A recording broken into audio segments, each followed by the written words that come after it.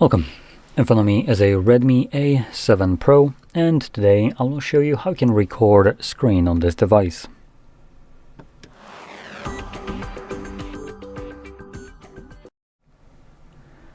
So, to get started, you will first want to swipe down from the top of your screen, and then do that once more to extend the list of visible toggles.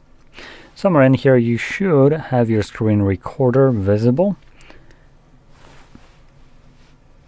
Swipe to another page. Nope. Okay, so I don't see it right here by default, so we can add it definitely by clicking on the edit. And in here below you'll find all the toggles that we can add. Now let's quickly look for that screen recorder. There it is for me. Once you see it, hold it.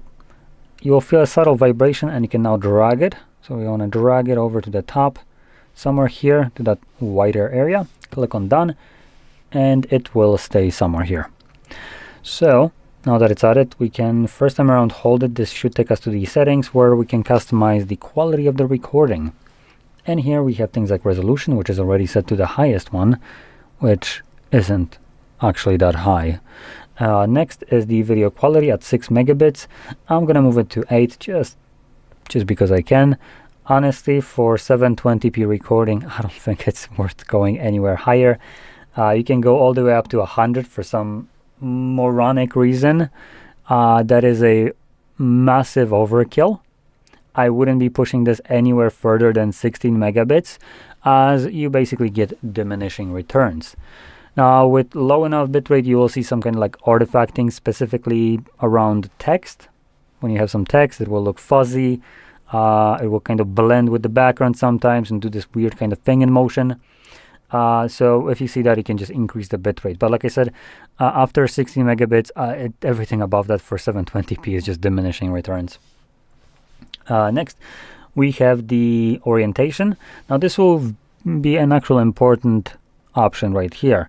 So even though you select on auto, you'd think that it's covering you in every kind of scenario, but it actually poses a problem, which I will demonstrate later on the recording.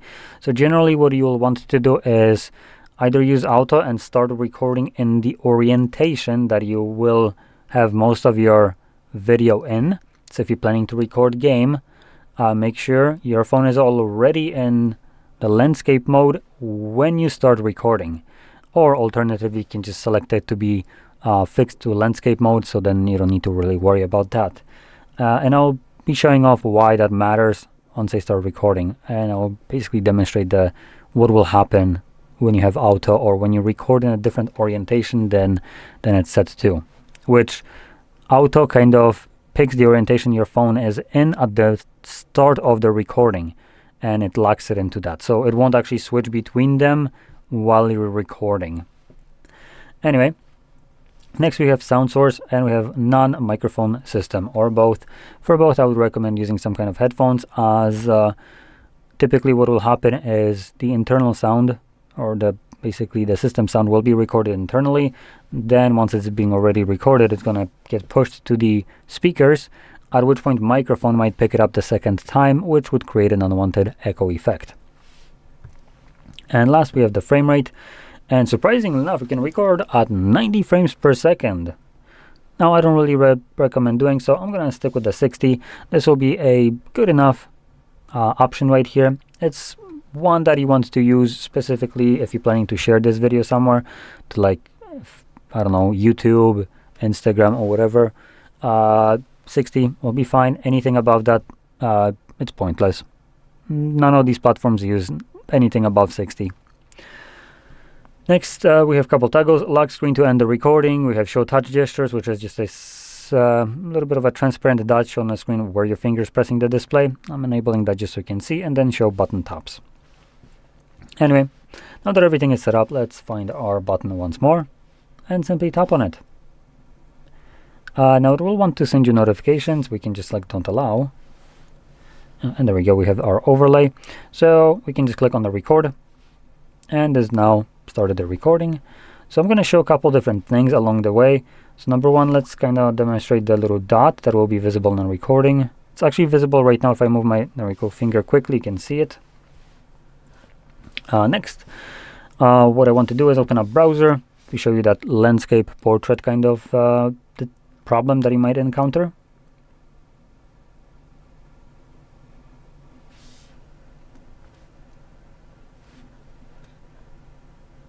Oh boy, that is a slow phone. There we go. So right now it's in portrait, obviously. I'm gonna twist it, and now it's in landscape, clearly. So let's go back.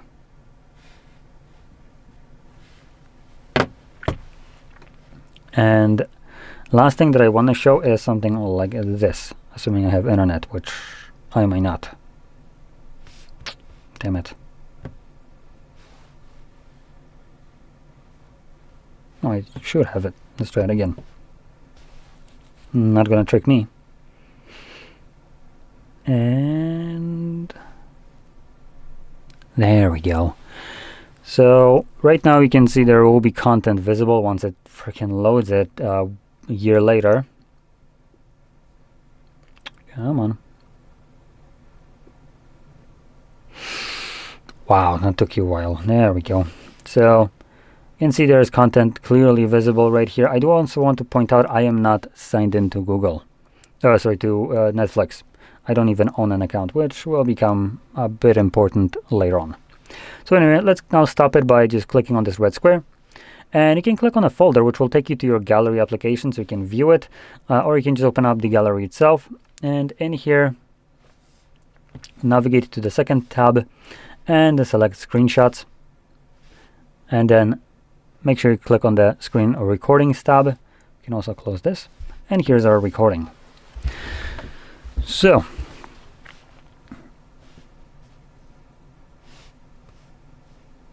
now it's playing. So in terms of quality, okay, I can't zoom in, but it looks fine. You can also see that's where my finger was pressing the display. So anytime you see this weird dot, that's basically where it is. And here's what I'm talking about when it comes down to the orientation that you're gonna start in. Because I started in portrait mode, the recording stays in portrait mode. And this will be apparent right now. So what you can see just happen is the recording added black bars on top and bottom. And I can kind of demonstrate this by just doing this. So this is my recording. It's still in portrait mode. It's still oriented in portrait mode, even though the content visible there is in a landscape. And this is running in auto mode. But because I started in portrait, it keeps everything still, the video in portrait, even when content that is going to be shown there on a screen at some point will be landscape. It just kind of twists it to fill in, to be properly positioned on not a landscape mode, but portrait one. So, like I was mentioning, make sure you start recording in the orientation that you will be using for the majority of the video that is important to you.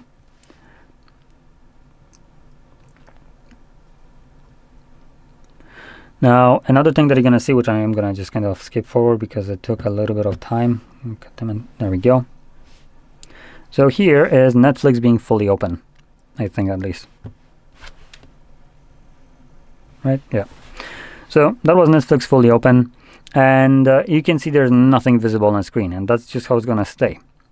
So to explain this a little bit, so you're in the know, what is happening right now, it's basically a feature of Android designed to protect the privacy and security of the user being, well, used by Netflix. Now, this is most commonly going to be used in bank applications, which, because, well, they do deal with your money, I would say they do have a business to try to protect your money. So if you try to capture screenshots or record screen in bank application, typically you would be blocked, and recordings will present you with a black screen. Screenshot will just be straight up blocked, like it would be demonstrated here if I try to capture a screenshot. So nothing happened, and it will get me probably a pop-up at the bottom. Yep, there we go. So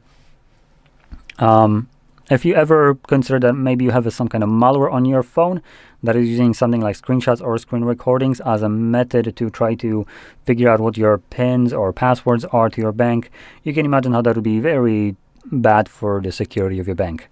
So it's blocked. And banks do give you usually options to get the content that you want to probably screenshot through different ways, like for instance PDF file that you can download. So obviously they might not give you the opportunity to use this, but they give you other ways to achieve what you want to. When it comes down to Netflix and Spotify as an example here, they both do it because for some reason piracy and protecting their content became your business unwillingly. And even though you have never agreed to terms of service or use, like I, because I don't even own an account, they decided, you know what, screw you, you don't need to do that. We're just going to take that liberty for you and not ask you, because we already know you want to protect this. And you know what, I don't. So you can go fuck yourself, because I'm going to be showing you ways how you can circumvent this bullshit. Because I do consider this to be an absolute bullshit, especially when you're paying for content. You're in your damn right to capture whatever the shit you want. It's not illegal and it's not piracy for you to record videos or capture screenshots of shows or movies that you're watching on whatever platform you're using for that streaming. What it is illegal is sharing that content. But it's also not necessarily true, because screenshots don't really fall under that, and screen recordings have this kind of idea of the law gives you the ability to share something like that if it's considered as fair use. And fair use allows you to use a footage of up to, like, I don't know, 30 seconds or something along those lines. You need to check it. But still, even if you capture it, you should be able to share it without it being considered even piracy. So anyway, to kind of go around this, we're just going to open up our browser. Now, previously in videos like this, I was showing a specific website, but unfortunately that website has been taken down, potentially because I was showing it, or it could have been just a coincidence. Now, whichever it is, it doesn't really matter, because if I will show you different websites, which there is ample amounts of, by the time you're watching this video, that site might no longer be available. So instead, nowadays, I'm going to be just teaching you how to find this website or all these websites yourself. You know, the logic of teach a man to fish to feed him for life, instead of, you know, giving you that fish. So what we're going to do is search for something like, for instance, pstream.mov alternative. There we go. And you want to disregard any kind of AI overviews right here. These are awful. What you're usually going to be interested in is searching for Reddit specifically.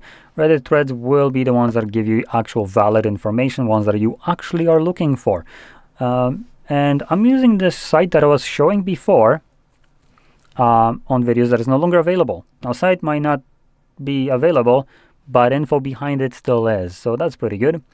And depending on how you search for it, you can obviously use other things. For instance, I don't know, free versions of Hulu or something like that, or HBO or Netflix, whatever you want.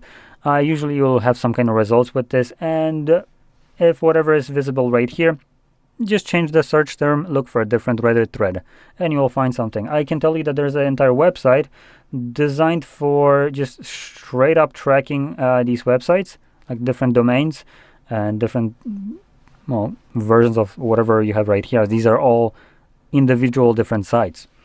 So there's a website that basically tracks it all, along with their subdomains as well. So there's over 20 different ones. Pick whichever one works best for you, as none of them, or not all of them, are the same. So some of them will have annoying, and I mean like very annoying ads. You know, when you click on the screen and whoop, there is an ad on a new page. So you need to close that tab, go back to the new one, and again make the same action to actually make it happen. But then the moment you click it again, it does the same thing. Oh, there is a new ad. Obviously, you want to stay away from these. But anything else, once you find one that works great for you, just stick with it. And because this will be allowing you to capture or open up any kind of content like videos, movies, shows from different streaming platforms through the browser. Browser doesn't block screenshots and screen recordings. Browser allows you to capture screenshots and record screen normally, as you can see, without any kind of problem. So whatever website you open on it won't be prohibiting you from doing this. So therefore you can open up any kind of show or movie that you wanted to maybe record a snippet of, so you can share it as a meme with your friends or whatever, and you're good to go. And again, if you're paying for this content, it's your damn right. there is no reason for company to be preventing you from doing that, and protecting them from piracy is not your damn job. You're not getting paid for that. You're actually paying them so they can piss off. It's your device, not theirs.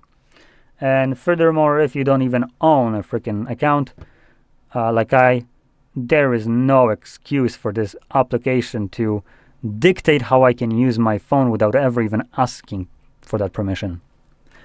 So anyway, with that being said, I hope you found this very helpful, and if you did, don't forget to hit like, subscribe, and thanks for watching.